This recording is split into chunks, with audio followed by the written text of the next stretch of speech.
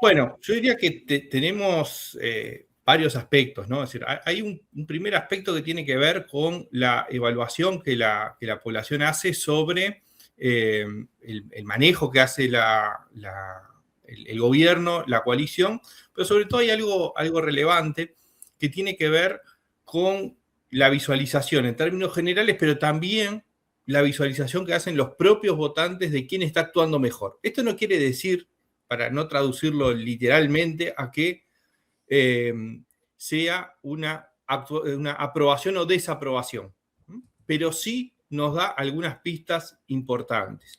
¿Por qué? Si nosotros miramos los resultados globales, lo que nos indica es que cuando le preguntamos a quién está viendo actuar mejor en este periodo, si al gobierno, a la oposición o a ninguno de los dos, lo que nos da es que el 26% contesta que ve actuando mejor al gobierno, un 13% a la oposición y un 59% ninguno de los dos. Esto, si lo miramos en sí mismo, no significa directamente que estemos hablando de desaprobación o de descontento. Hay otras preguntas que tenemos que sí nos acercan un poco más a medir el descontento. Pero esto, lo fundamental es que hay 6 de cada 10 uruguayos que no ve actuando mejor al gobierno que la oposición, ni actuando mejor a la oposición que el gobierno. Uno podría decir, bueno, en realidad es porque ven actuando bien a los dos, y eso no es lo que está sucediendo, por lo menos mayoritariamente. Pero lo que sí nos permite acercarnos mejor a ver disconformidades con la actuación es cuando estos mismos datos los vemos por el voto anterior. Y ahí es donde tenemos algunos datos que muestran cierto grado de insatisfacción de los propios votantes con lo que está sucediendo. Los propios votantes, me refiero, votantes tanto del oficialismo como votantes de la oposición. Entonces ahí lo que encontramos es que dentro de los votantes del Frente Amplio en octubre de 2024 tenemos un 54% que dice que el gobierno está actuando mejor que la oposición, un 1% que la oposición está actuando mejor que el gobierno. Es decir, es muy marginal. Pero el 43% dice que no ve actuando mejor al gobierno que la oposición, ni a la oposición mejor que el gobierno. Entonces acá entra, sí, lo que podemos definir como cierto grado de insatisfacción con la actuación del gobierno, porque si uno vota algo, lo vota con la esperanza de que sea mejor que lo otro, ¿no? Y el 43% está diciendo que no ve actuando al gobierno mejor que la oposición. Y del otro lado, del conjunto de votantes de los partidos que conforman la coalición, tenemos un 2% que dice que el gobierno actúa mejor que la oposición, el 27% dice que la oposición actúa mejor que el gobierno, es decir, lo que yo voté en el sentido de la pertenencia de quien está contestando. Es decir, yo voté Coalición Republicana, o digamos uno de los partidos, por lo tanto, tiendo a pensar que la oposición va a actuar mejor que el gobierno, o espero que actúe mejor que el gobierno, por más que no sea mano, es decir, y acá sí hay una diferencia, una cosa es ser gobierno y otra cosa es ser oposición, entonces acá sí hay un matiz importante. Pero lo relevante es que el 70% de quienes votaron a los partidos de la coalición republicana no ve actuando mejor a ninguno de los dos, ni al gobierno ni a la oposición. Entonces, eso demuestra también cierto grado de disconformidad con la actuación de la oposición. Esto dialoga también con otras preguntas que tienen que ver con el posicionamiento de las personas con respecto a la actuación del gobierno en términos particulares y no comparados, y la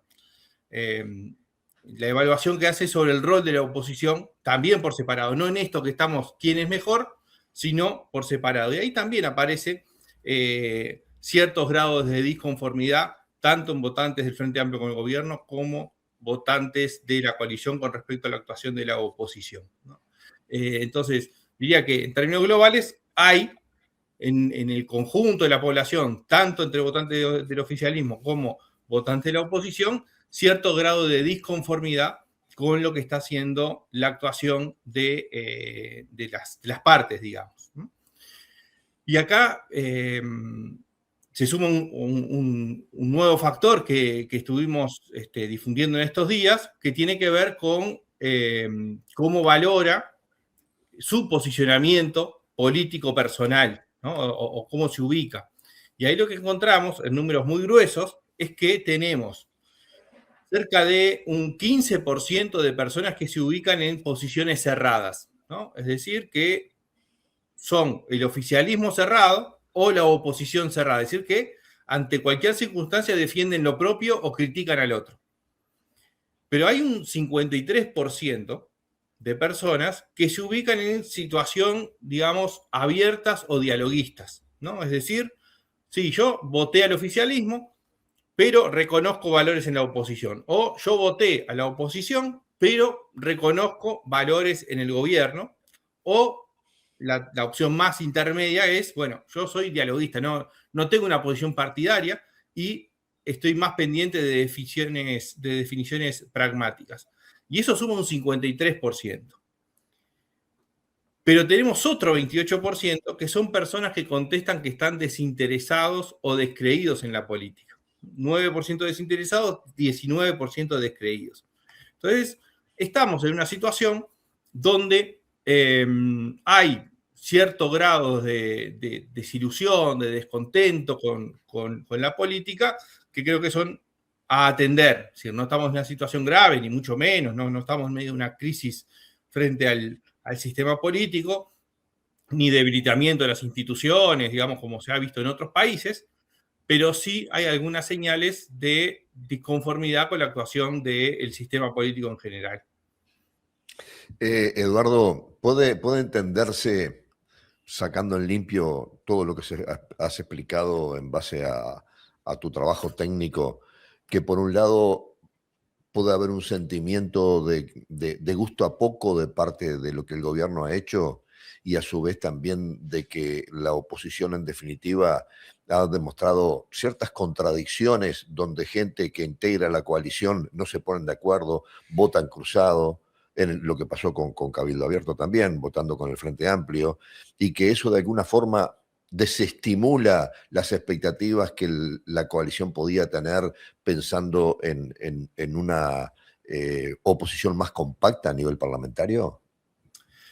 Bueno, ahí diría hay muchos puntos a mirar, ¿no? En lo que mencionás, porque efectivamente hay tensiones dentro del electorado de la coalición republicana y dentro de las dirigencias de la coalición republicana. Y es un gran dilema que tiene la coalición, digamos, como proyecto político. ¿Cuál es el dilema central? Es, cuanto más compacta es la oferta electoral y el comportamiento, va a ser mucho más sólido el funcionamiento durante el periodo, va a ser más sólido el funcionamiento durante la campaña electoral y también va a ser mucho más sólido la posibilidad de sostener la votación de la primera vuelta hacia la segunda vuelta. Es decir, cuanto más compacto, menos pérdidas va a tener. Pero ¿qué es lo que sucede? ¿Y por qué el dilema? Porque es probable, por cómo hemos visto el funcionamiento del electorado en el Uruguay, que yendo por un camino más compacto, el abanico es más chico. Por lo tanto, es probable que su capacidad de captación del electorado sea menor en octubre, más fiel en noviembre, pero menor en octubre, que si fuese un abanico más amplio hacia la elección de octubre. El otro punto que aparece en el medio tiene que ver con que estas diferencias que se están expresando no son diferencias tácticas, ni siquiera son diferencias necesariamente estratégicas.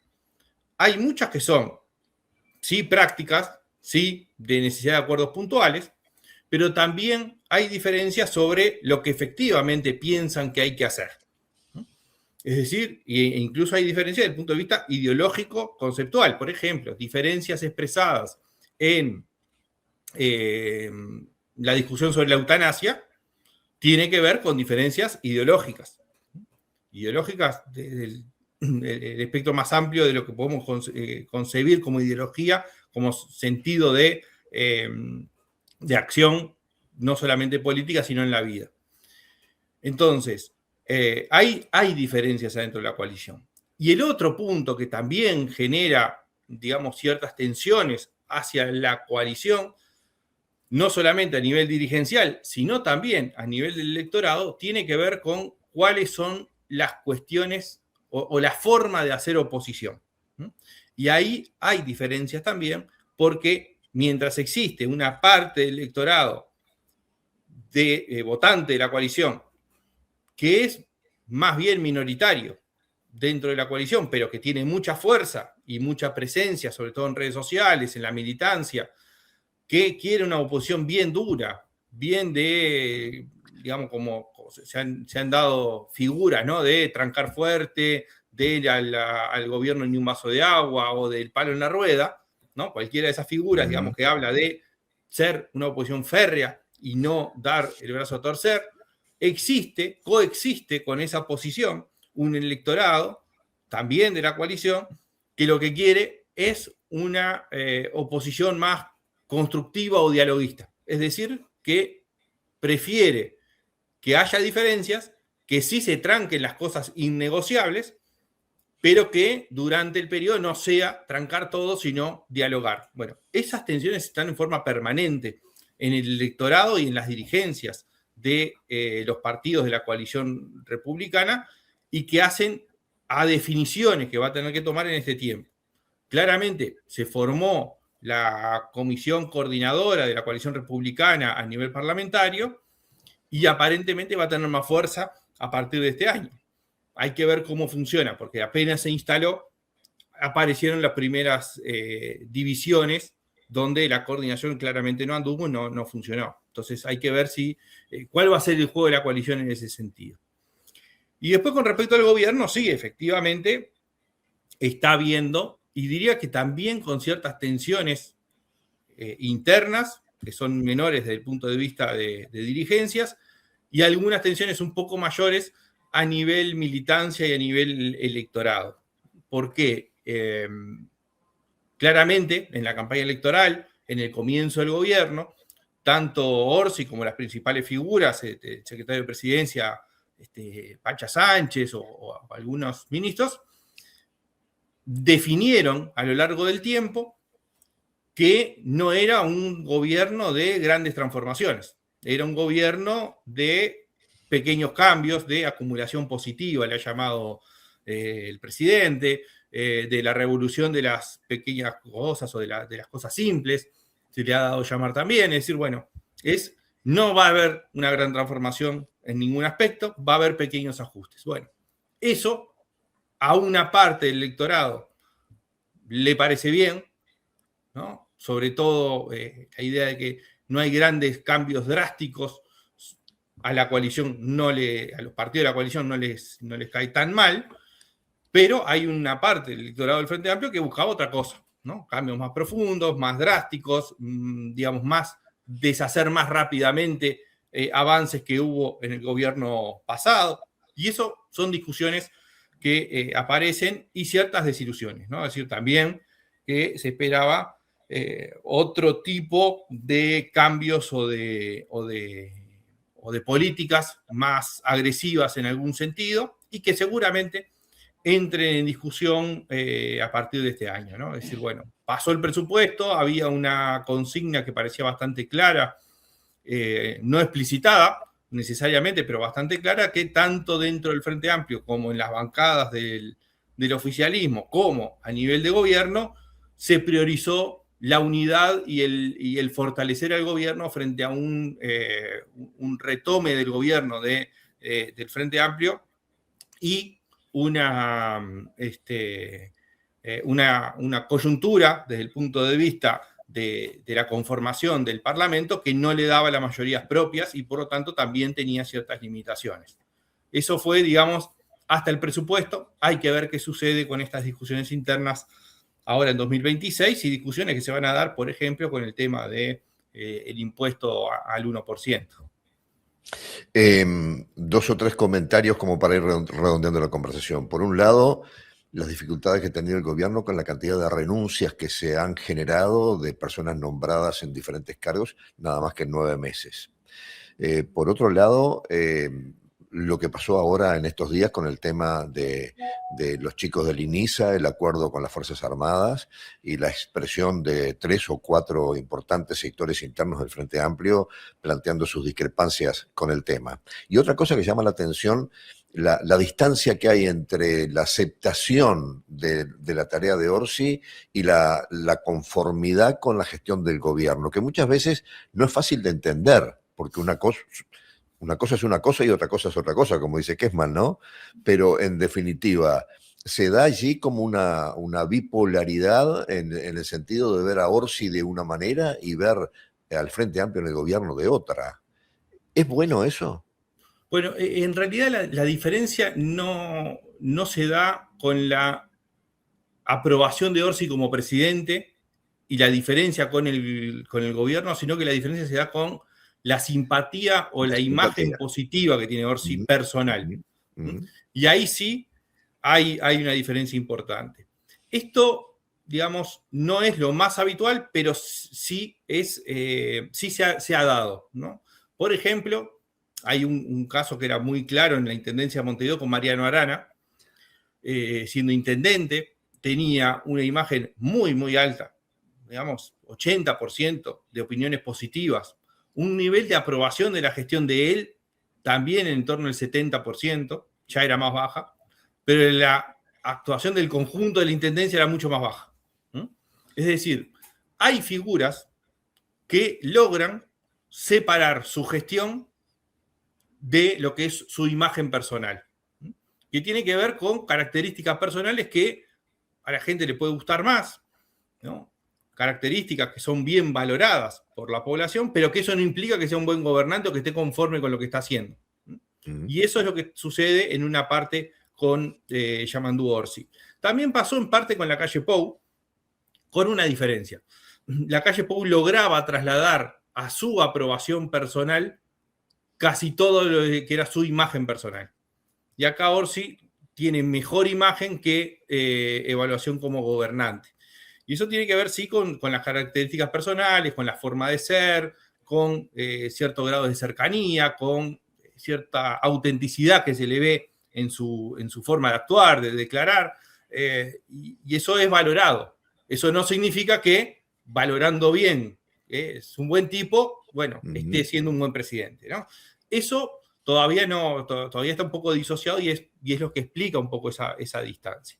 Y después sí, el gobierno ha arrancado con dificultades en varios aspectos. Uno fue que mencionaba de las renuncias, ¿no? Es decir, digamos, han sido varias renuncias para un arranque de gobierno que justamente en realidad lo que buscaba era lo otro. Es decir, arrancar con tranquilidad, con unidad, sin grandes escándalos, tratando de llevar las cosas en forma tranquila, incluso en el vínculo con la oposición durante el primer año, sobre todo para llegar con aguas relativamente calmas para aprobar el presupuesto. Creo que esto se distorsionó un poco a partir del caso Cardama, pero digamos, era un poco la línea que se venía siguiendo, ¿no? Y que esto de las renuncias ha sido uno de los puntos que ha caracterizado, por ejemplo, la parte más turbulenta del gobierno, si se quiere. Eduardo, como siempre, ha sido muy interesante charlar contigo. Gracias por tu tiempo. Nos reencontramos en cualquier momento. Con mucho gusto. Muchas gracias, Jorge. Saludos por ahí.